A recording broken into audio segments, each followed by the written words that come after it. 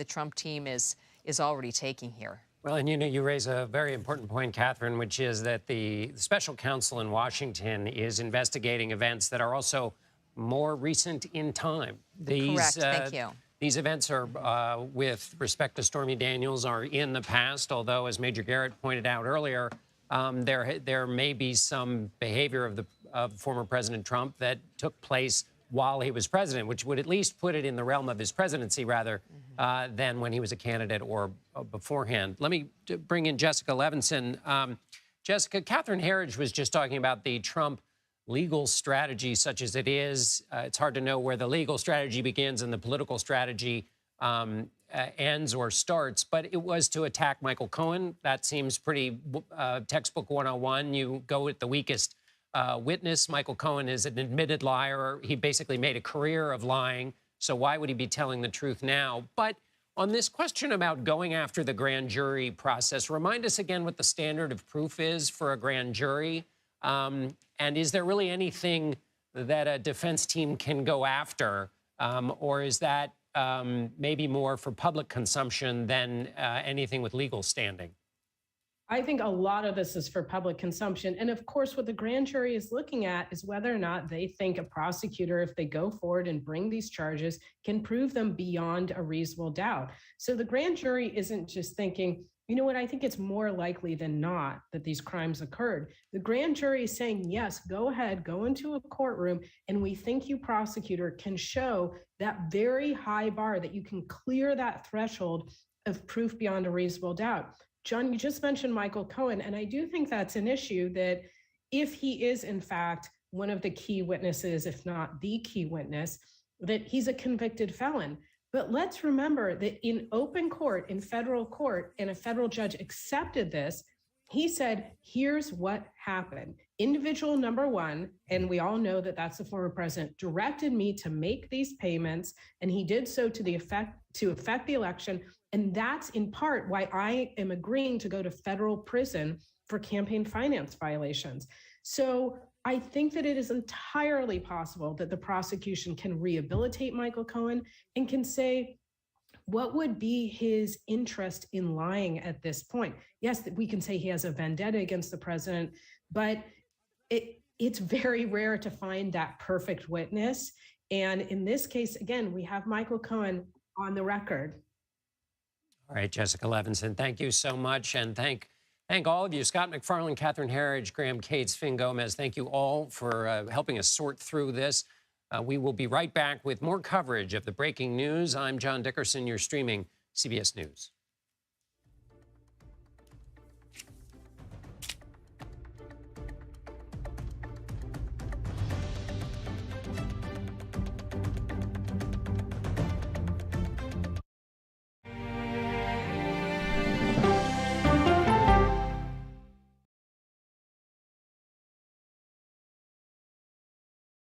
If it's important to our nation, I wonder how you think about where America is at this moment. It's on Face the Nation. Can there be stability if Vladimir Putin remains in power? Face the Nation with Margaret Brennan on CBS. You ready? A generation of kids opens up on CBS Reports. I just want to be like a regular kid. Their world, their struggles, their voices. What if I was white? A lot of people like to call names and make you feel ashamed for being proud of who you are. Technology is baked into the DNA of our generation. Now streaming Chasing Fame. I like being famous. I would love for my career to launch. Is the hunt for social media popularity an opportunity? To get verified is one of my big goals. If I get the blue check mark, it would open a lot of doors. Or an obsession? I spend a lot of time looking in the mirror because I want to look perfect. Are the kids all right? Chasing Fame, now streaming on the free CBS News app. I'm here. Fire and rescue is out. They're doing wellness checks because people are trapped inside their homes. How's the pay? A lot better. That's you and the Queen. That's beautiful.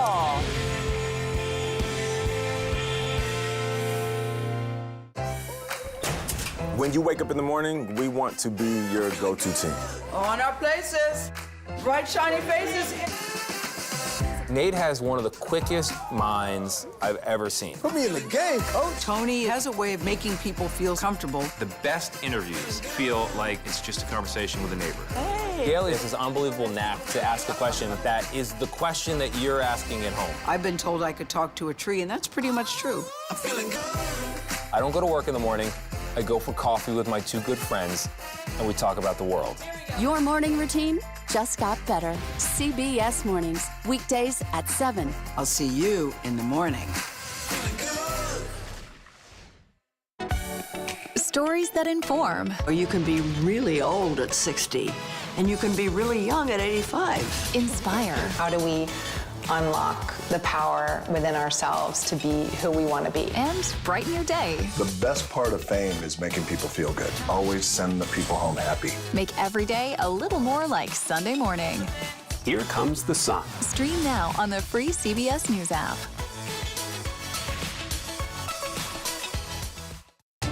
People from every corner of America facing challenges. Everyone is just looking for some type of connection. Just raise your hand and say, hey, I'd like to help. Coming together to find solutions. We are going to do something about it. Their stories are our stories. Welcome to Eye on America. Stream now on the free CBS News app. When it comes to the money you spend every day, we have you covered every morning. Making money makes sense. Weekdays on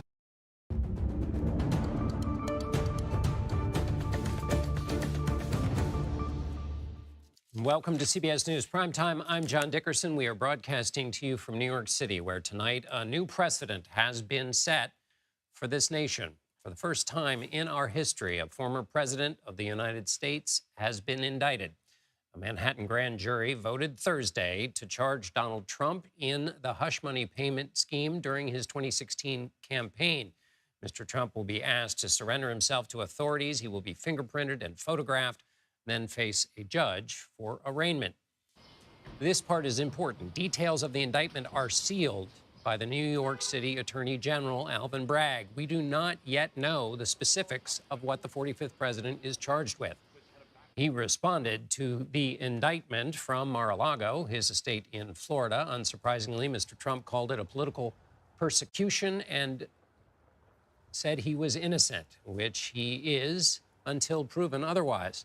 We'll have to travel to New York City he will have to travel to New York City, where the New York Police Department is out in full force, tightening up security around the courthouse as some protesters gather in lower Manhattan. We're going to begin our reporting there with CBS News reporter Graham Cates, who is outside the district attorney's office in New York City. Graham, give us a sense of the scene where you are right now. So more and more protesters are beginning to filter in. It's still not a very big crowd. There's way more media than there is protesters here, but there is a heavy security presence. And this has been building now for about 2 hours since news of the indictment broke. And that came really shortly after the grand jury wrapped up its work, ending around 5 p.m. today. And now there's just kind of a lot of onlookers coming to see the scene. As many people, it looks like just seeing what's going on is actually here in support or against the indictment itself. So, Graham, give us a sense of the timeline. What's the next most important element, and when will we learn what is in this indictment? So the way this is supposed to work is an indictment is unsealed when the defendant is arraigned, and until then it remains under seal, which means that we don't get to know. But there is one part of this, which is that they could have described the charges to Trump's legal team, and then it's really up to them or Trump how much of it they want to make public. But we don't really know what's going to happen with that. We don't know how much of the indictment was actually described to the lawyers, if at all. So in the meantime, we're really waiting on Trump and his team to kind of have their way with this moment where he's been indicted. He's the first former president in American history to be indicted, and that's all we know. And he's the only one who's really allowed to talk about it authoritatively. The DA can't yet, until it's unsealed, say anything about it. And while he may want to talk about it authoritatively, he will not have seen the indictment. It is sealed, and so everything he says will be like many things that he says, based on his view of things, but not based on the actual facts of the case, because he has not seen them. Right, and so even in this case, our confirmation of the indictment came from his legal team. His lawyer told me about 20 minutes after 5 o'clock that it had happened, and so that's what I mean by authoritatively. Right now, that's basically how we got the news. Is his legal team told us it happened, but the DA obviously hasn't confirmed it yet, and so really for a little bit, for just that little bit until he has to surrender, the ball is in his court. And Graham, remind us again why the District Attorney of Manhattan is the one we're all paying attention to right now in this case. Right, so the Manhattan District Attorney's office has been running this investigation for between 4 and 5 years. And the newest member of the team, in some ways, is the current Manhattan District Attorney, Alvin Bragg, who took over the case 15 months ago after he was elected. And they've started looking first at this hush money payment, and then it became this broad, wide, sweeping investigation into Donald Trump's finances. And then it refocused really just in the last half year as the trial of the Trump organization was coming to a close, and in which the company itself was convicted of charges related to falsification of business records. And right around then, this investigation started reheating up, and in January, the grand jury began to meet and consider these new charges. All right, Graham Cates from Lower Manhattan. Thank you very much, Graham. I'm now joined by Major Garrett and Robert Costa. Major is CBS News Chief Washington Correspondent, and Bob is CBS News Chief Election and Campaign Correspondent. Major, I want to start with you. What now? Well, what now is you're going to have a legal team on the Trump side telling the Manhattan District Attorney that this case has no basis in law.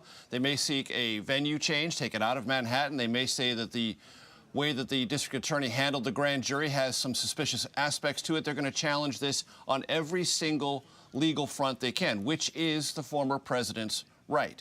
You can expect a vigorous defense both to delay and redirect whatever is said in the indictment about the underlying allegations and how it comports with the law.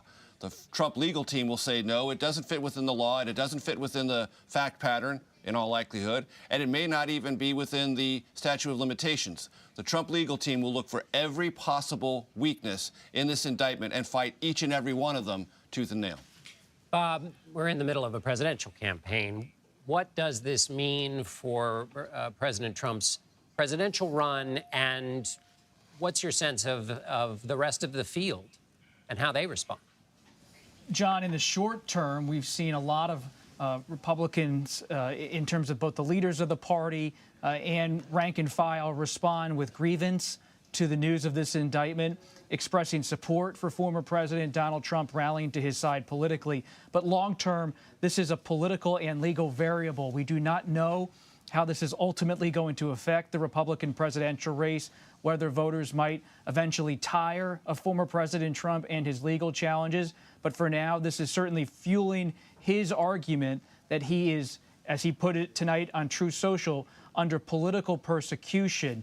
And because of that characterization of this moment, he believes he can consolidate his support. Just in the last hour, speaking to some of his allies, they believe this could propel him forward. But they do know, as Major has detailed, that he is facing so much beyond New York. 2 grand jury investigations in Washington, D.C., led by the special counsel Jack Smith, as well as a decision in Georgia over whether he will be ultimately indicted there over his election conduct. Major, when you reported your last book about the fragile state of the country with respect to the midterm elections and the presidential election, the 2020 election, rely on that reporting that you did to give us your sense of how this news gets processed by the country and its polarized nature. John, I don't want to be overly dramatic, but this will have a very volatile effect on America's political dialogue. Everything I learned in reporting about what former President Trump said about the 2020 election, which was in every way, shape, and form a lie. The election wasn't stolen. Joe Biden was not a fraudulent president. There was not some massive effort conducted to deprive President Trump of a fair election. That election was fair, legal, and verified. But he said the contrary. And that was believed in large measure by his supporters for for the simple reason that he kept repeating it. And in the last several days leading up to this indictment, what has the former president said? This indictment, when it comes, if it comes, will be political. And his supporters, therefore, believe it. There is a direct correlation and almost a call and response relationship former President Trump has with his supporters. He says it, they not only believe it, but they begin to repeat it, and in some cases begin to act on it. And that's what brings me to this question of volatility. The president has said he is a victim of a political persecution, and the country must rise up to protect him. How his supporters, some of them, interpret that and then act upon that is part of the volatility this country will confront in the coming days. All right, Major Garrett, thank you. Bob, really quickly, was Trump caught off guard by this? His lawyers had expected a decision to be made potentially in the coming weeks, but Trump allies tell us tonight they were surprised at the timing. Bragg held his cards close to his vest as district attorney. All right, Bob Costa and Major Garrett, thank you both for your insight there about the politics of this. And we're now going to turn to Finn Gomez. He is the political director for CBS News. Finn, you've been talking to several senior Trump advisors. What are they telling you? Yeah, current and former senior Trump advisors, and one that I spoke to, John, just a couple minutes ago, says that, echoing what Bob and Major just said, is that they believe that this is a, quote, net positive for the former president politically, that it reinforces all the narratives that he's been spouting, that the political class is out to get him.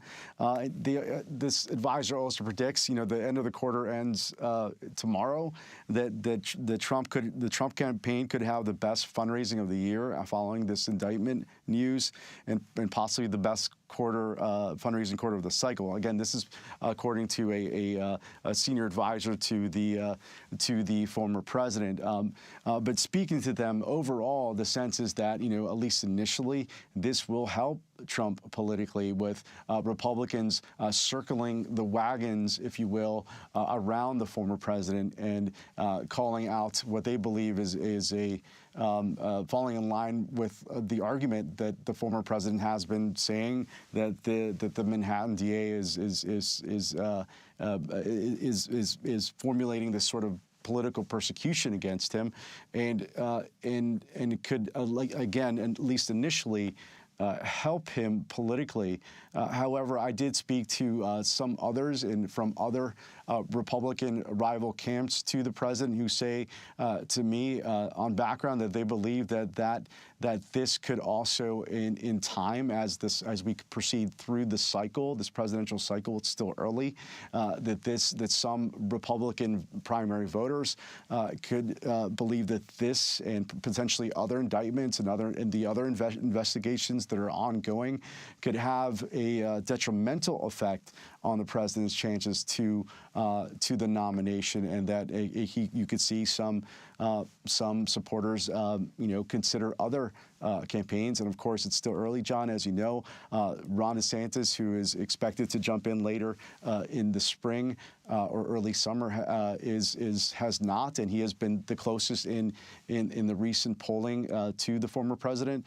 And there's others who are considering and weighing their own runs. So I think that, at least according to these Republican sources that I've been speaking to, that it could have an impact as we get further down the line. So we'll see how that plays out, John. And we have a statement here from Governor DeSantis of Florida. The weaponization of the legal system to advance a political agenda turns the rule of law on its head. Respond to that, Finn, or tell me what you think. The House Republicans have called Manhattan District Attorney Bragg to account for the indictment even before the indictment was issued, and testify before them. He rebuffed their request. But what's your expectation for the majority House Republicans and how they'll react to all of this? Well, I think a lot of the House Republican leadership do get some guidance and direction from Mar-a-Lago, and I think you've seen that with some of these, some of their reactions and how they are politically beginning to look at the Manhattan District Attorney Alvin Bragg. And I think that, again, what you're seeing collectively as a whole right now is seeing the Republican Party circle the wagons around Trump, some of them, politically forced to, if you will, to defend him and against the Manhattan DA. But again, as we continue down this cycle, does that still hold true? And does that have an impact on that hardcore base that is supporting the former Republican president and current 2024 presidential candidate? Will that erode? And as more people jump into the presidential fray later this year? All right, Finn Gomez, CBS News political director. Thank you, Finn. We're going to take a quick break. We'll have more on the indictment of former President Donald Trump when we return. You're streaming CBS News Primetime.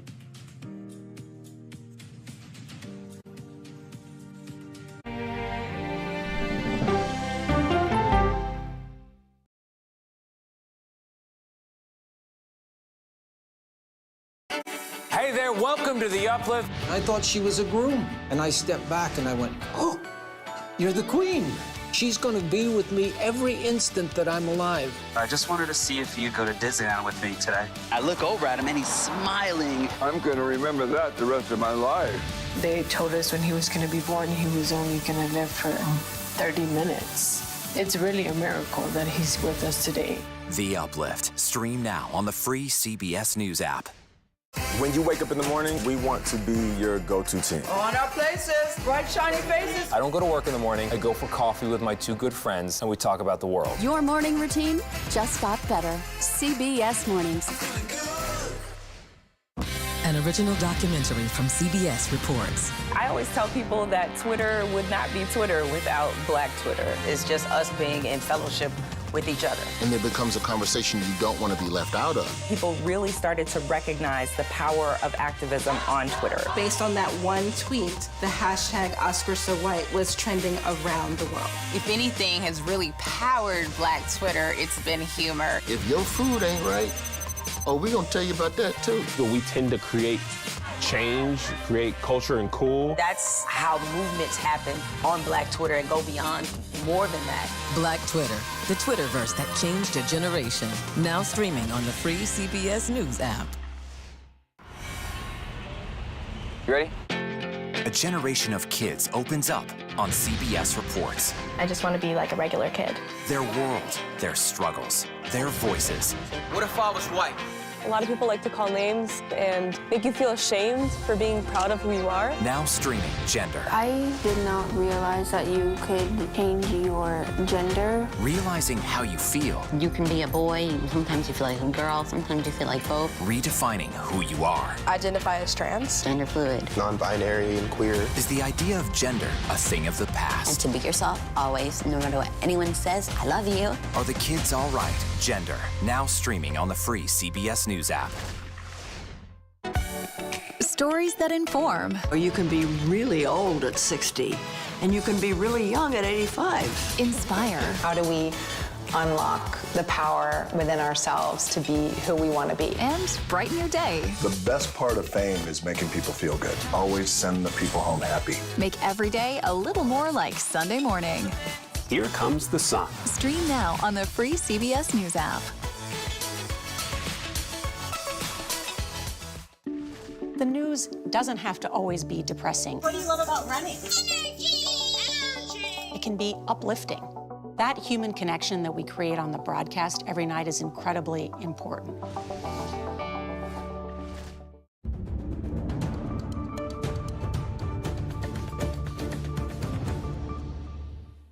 Welcome back to CBS News Primetime. As we've been reporting, a New York City grand jury has voted to indict former President Donald Trump. The unprecedented act is a result of an investigation into hush money payments made on behalf of Mr. Trump to adult film actress Stormy Daniels during his 2016 campaign. We do not yet know what crimes the indictment formally accuses the former president of. CBS News legal contributor Jessica Levinson joins me now. Jessica, just with that very much in mind, that we don't know what's going on, is it possible to say, or is this one way to think about it, is that DA Alvin Bragg could have a lot less than people are speculating he has in these indictments, or he could have more? Yeah, we have no idea what is up or not up that sleeve. I think that is exactly right, John. So we've all been focused on this hush money payment and the idea that the former president repaid Michael Cohen for the money that he paid Stormy Daniels not to talk about this alleged affair right before the 2016 election. And we've been focused on, okay, he repaid that money. He said that it was a legal expense. It looks like it wasn't really a legal expense, and that has to be hooked to another crime in order to make that crime, the falsification of business records, a felony. But as we've been discussing throughout the evening, there could be other crimes that we're not thinking about as much. Let's remember that, of course, the New York Attorney General has brought a civil case against Trump and the Trump organization for financial actions, for basically lying about the value of Trump organization properties so that they got to pay lower taxes and then in some cases got bigger loans and better insurance. Now the DA's office could decide to revive that, and that could be part of this indictment. I mean, that's why it's such a guessing game for us at this point. It's entirely possible that the indictment doesn't actually include the Stormy Daniels hush money payment. I don't think that's probable, but it is possible. So, Jessica, if I'm trying to keep this all sorted, it seems like there are three possible options. One is that all the DA brings is a misdemeanor case. Unlikely, but that's a possibility. The other is what you mentioned. He takes a misdemeanor, elevates it to a felony by saying that the misdemeanor was essentially he participated in the furtherance of another crime. And then the third option seems to be possibly something larger that we don't know about, that we haven't heard about, that has more complexity. Are those basically the three options we've got in front of us here?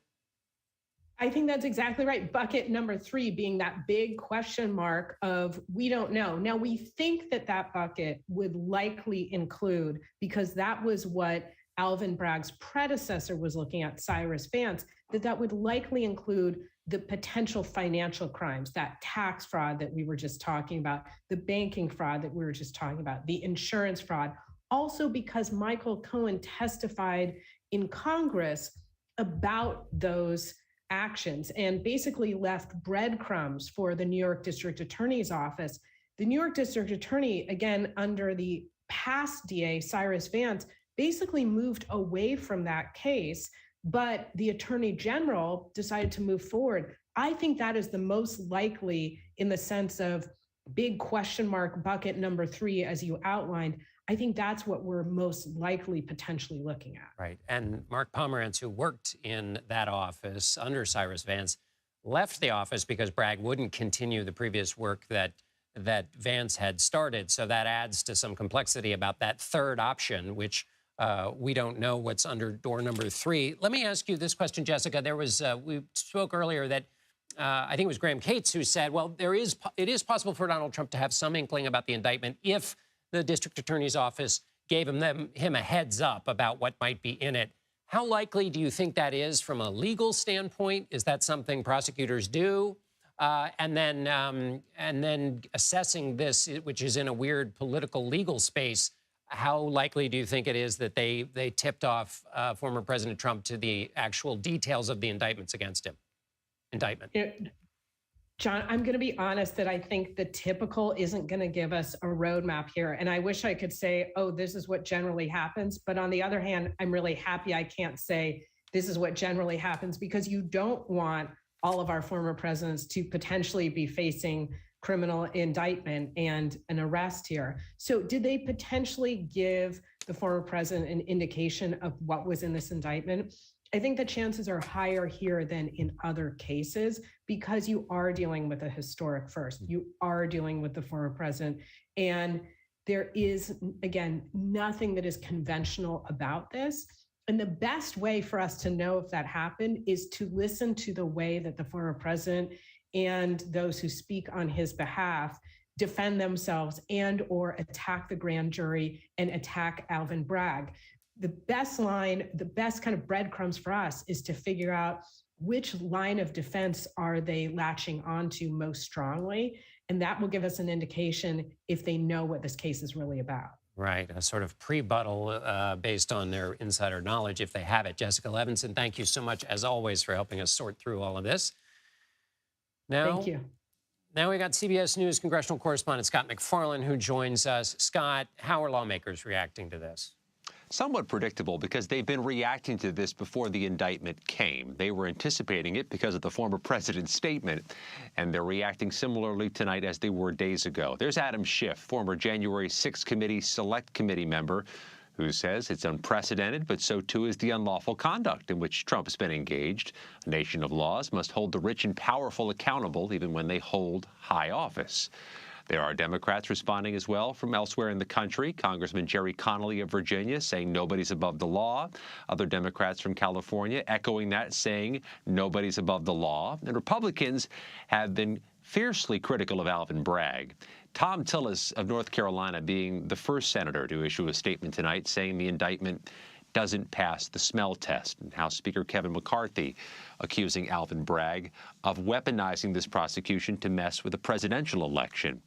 The Manhattan District Attorney's Office has just issued a statement tonight saying that they have contacted the former president's attorneys to coordinate his surrender to the DA's office for an arraignment, and the guidance will be offered on the date and time of that arraignment.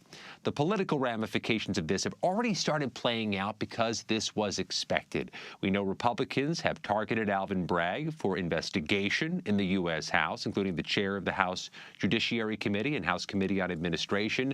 Democrats have defended Alvin Bragg's work and saying any criticism is an interference with the grand jury, which just indicted Donald Trump.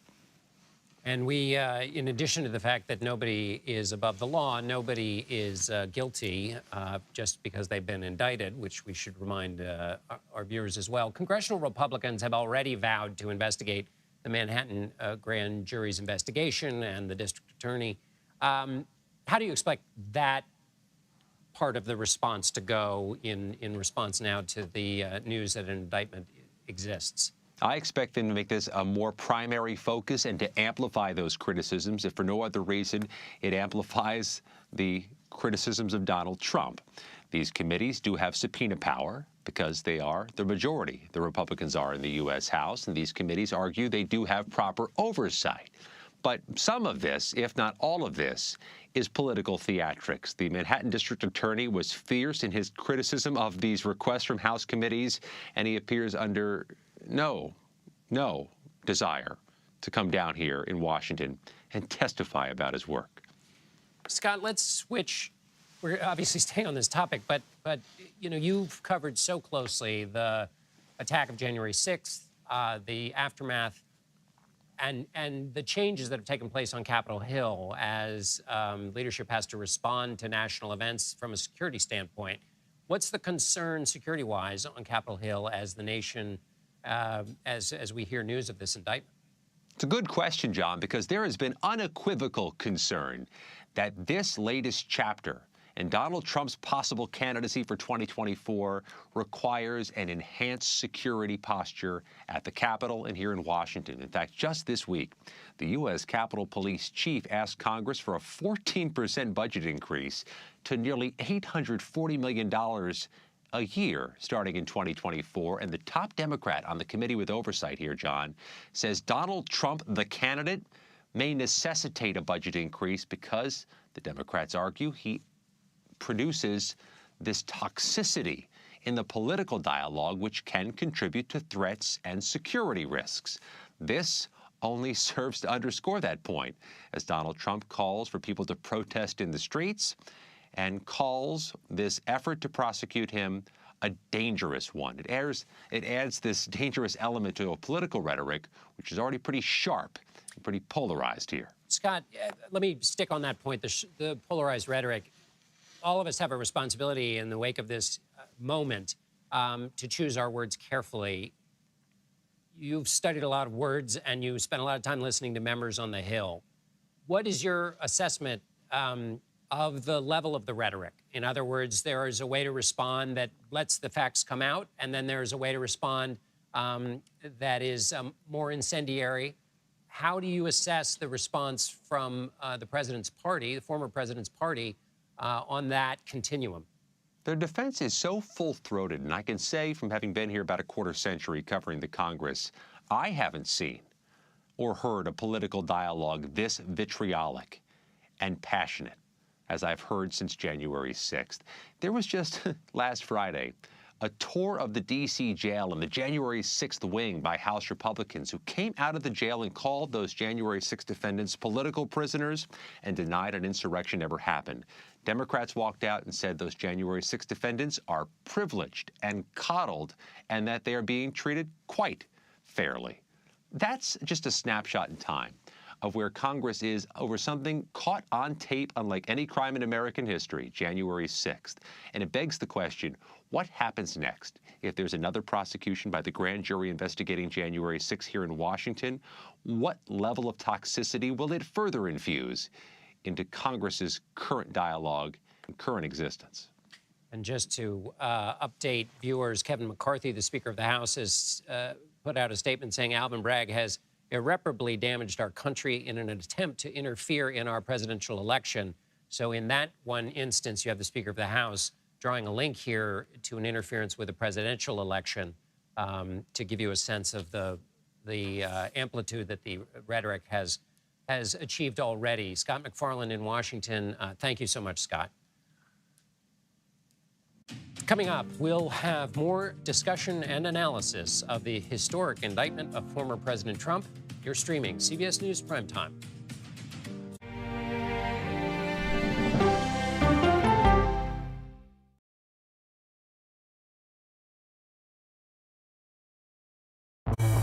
An original documentary from CBS reports. Controversial Congressman George Santos. Why won't you answer our questions? How did he manage to get elected? Thank you very much, and God bless you, and God bless the USA. George Santos' campaign was a campaign of deceit, lies, fabrication. And who is he, really?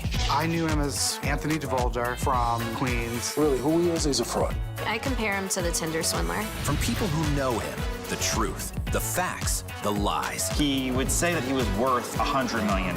It's an incredibly cynical episode in American politics, beyond satire. Had you ever seen anything like this? No, and I hope I never see it again. Campaign of Deceit, now streaming on the free CBS News app. She dazzled on the court and off the court as a businesswoman. Thank you for joining us on Person to Person. Tennis superstar and entrepreneur, Serena Williams.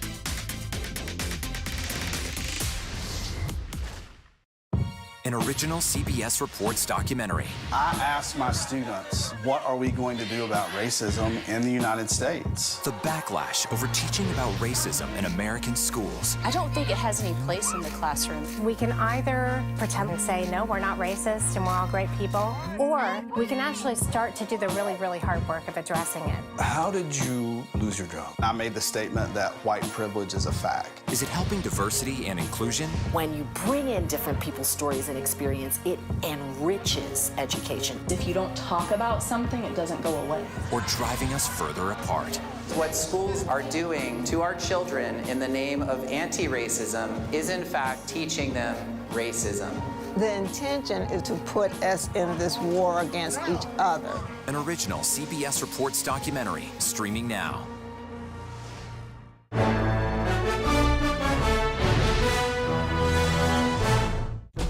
An original CBS Reports documentary. I was entitled to equal pay for equal work under the law.